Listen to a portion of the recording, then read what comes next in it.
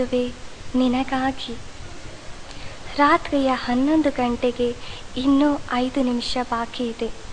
ಸುಮ್ಮನೆ ಕುಳಿತು ಹಾಸ್ಟೆಲ್ ಕಿಟಕಿಯಿಂದ ರಸ್ತೆಯನ್ನು ನೋಡುತ್ತಿದ್ದರೂ ನನ್ನ ಮನಸ್ಸು ಮಾತ್ರ ಅವಳ ಕಡೆಗೆ ಹೋಗುತ್ತಿತ್ತು.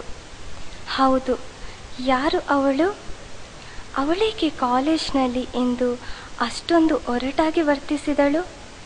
ಹೆಸರು ಮೇಘನಾ ಅಂತೆ. ನಾನೇನು ಕರೆದು ಕೇಳಿರಲಿಲ್ಲ. ಅವಳಾಗಿ ಬಂದು ಡಿಕ್ಕಿ ಹೊಡೆದು ನನ್ನ ಪುಸ್ತಕ ಬೀಳಿಸಿದ್ದಳು.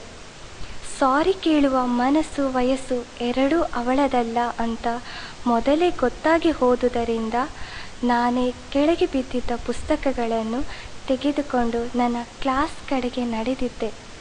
ಹಿಂದೆಯೇ ಬಂದ ಅವಳು ನನ್ನ ಭುಜ ಹಿಡಿದು ನಿಲ್ಲಿಸಿ ಕೇಳದೇ ಇದ್ದರೂ ತನ್ನ ಬಗ್ಗೆ 1-2 ಪುಟಗಳಷ್ಟು ಭಾಷಣ ಬಿಗಿದಿದ್ದಳು. ಅವಳ ಹೆಸರು ಮೇಘನಾ. ವಾವ್, ಎಷ್ಟೊಂದು ಚಂದದ ಹೆಸರು! ಮೋಡದಿಂದ ಒಂದೊಂದೇ ಹೆಜ್ಜೆ ಇಟ್ಟು ಧರೆಗಿಳಿದು ಬಂದವಳು. ಆದರೆ ಇಲ್ಲಿ ಇವಳಿಗೂ ಆ ಹೆಸರಿಗೂ ಅದೇಕೋ ಅಜಗಜಾಂತರ ವ್ಯತ್ಯಾಸ. ಆದರೆ ಅವಳ ಧ್ವನಿ ಮಾತ್ರ ನಿಜವಾಗಿಯೂ ಮೇಘನಾದ. ಆದರೆ ನನಗೆ ಶಾಕ್ ಆಗಿದ್ದು ಅದಕ್ಕಲ್ಲ, ಕೊನೆಯಲ್ಲಿ ಅವಳಾಡಿದ ಮಾತುಗಳಿಗೆ. ನಿಜ ಹೇಳಬೇಕೆಂದರೆ ಅದು ತೀರಾ ಮಾತು ಕೂಡ ಆಗಿರಲಿಲ್ಲ. ಯುದ್ಧಕ್ಕೆ ಹೊರಟ ಸೇನಾನಿಯ ಸುಗ್ರೀವಾಜ್ಞೆಯಾಗಿತ್ತು. ಹೌದು, ಅವಳು ಹೇಳಿದ್ದಾದರೂ ಏನು? ಬಿಟ್ಕೊಡ್ಬೇಕಂತೆ. ನಾನು ನನ್ನ ಆನೆಯನ್ನು ಅವಳಿಗೆ ಬಿಟ್ಕೊಡ್ಬೇಕಂತೆ. ಅದೇಕೋ ರಸ್ತೆಯ ನೋಟ ಬೋರ್ ಎನಿಸತೊಡಗಿತು. ಗಡಿಯಾರದ ಕಡೆಗೆ ನೋಡಿದೆ. ಗಡಿಯಾರ 12 ಗಂಟೆ ತೋರಿಸಿ ಮೆಲ್ಲನೆ ಮುಂದೆ ಚಲಿಸುತ್ತಿತ್ತು. ಮನಸ್ಸಿಲ್ಲದಿದ್ದರೂ ದೇಹ ನಿದ್ರೆ ಬೇಡುತ್ತಿತ್ತು. ಬೆಡ್ಶೀಟ್ ಹೊದ್ದು ಮಲಗಿದರೂ ಮನಸ್ಸು ತುಂಬ ಹಿಂದೆ ಹಿಂದೆ ಓಡತೊಡಗಿತು. ಹೌದು, ನಾನು ಅನಿರುದ್ಧ್ ಬಾಲ್ಯದ ಸ್ನೇಹಿತರು. ಒಟ್ಟಿಗೆ ಬೆಳೆದವರು, ಜತೆಗೇ ಆಡಿದವರು, ಒಂದೇ ಶಾಲೆಯಲ್ಲಿ ಕಲಿತವರು, ಕಾಲೇಜ್ ಮೆಟ್ಟಿಲು ತುಳಿದವರು. ಅವನಿಗೆ ನಾನಂದರೆ ಆಗ ತುಂಬಾ ಇಷ್ಟ. ನನಗೂ. ಹರೆಯದ ಹೊಸ್ತಿಲಿಗೆ ಕಾಲಿಟ್ಟ ದಿನದಿಂದ ಅನಿರುದ್ಧ್ ತುಂಬ ಬದಲಾಗಿಬಿಟ್ಟ.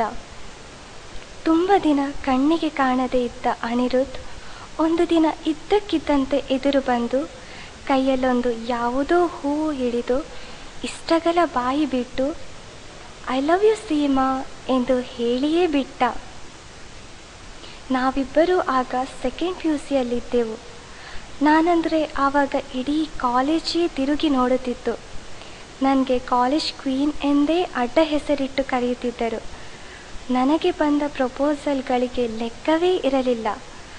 ಕೊಟ್ಟ ಲವ್ ಲೆಟರ್ಗಳನ್ನು ನಾನು ಓಪನ್ ಮಾಡಿಯೂ ನೋಡಿರಲಿಲ್ಲ. ನಾನು ಎಲ್ಲರನ್ನೂ ನಯವಾಗಿ ತಿರಸ್ಕರಿಸಿದ್ದೆ.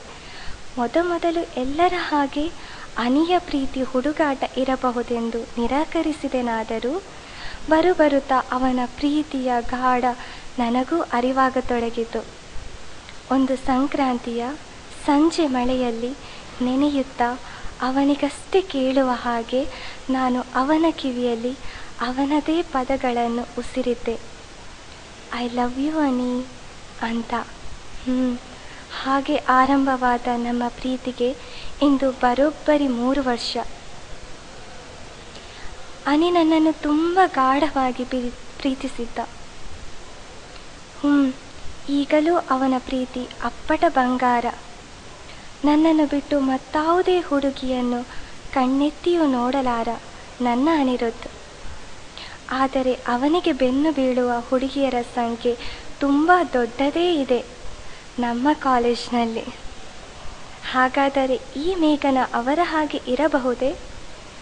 ಇಲ್ಲ, ಅವರಂತೆ ಅಲ್ಲ. ಅದಕ್ಕಿಂತಲೂ ಹೆಚ್ಚಿನ ಸ್ನೇಹ ಇರುವಂತೆ ಕಾಣಿಸುತ್ತದೆ. ಇರಬಹುದು. ಇಲ್ಲದಿದ್ದರೆ ಅವಳು ನನ್ನ ಅನಿರುದ್ಧನನ್ನು ನನ್ನಂತೆ ಅನಿ ಎಂದು ಕರೆಯುತ್ತಿರಲಿಲ್ಲ.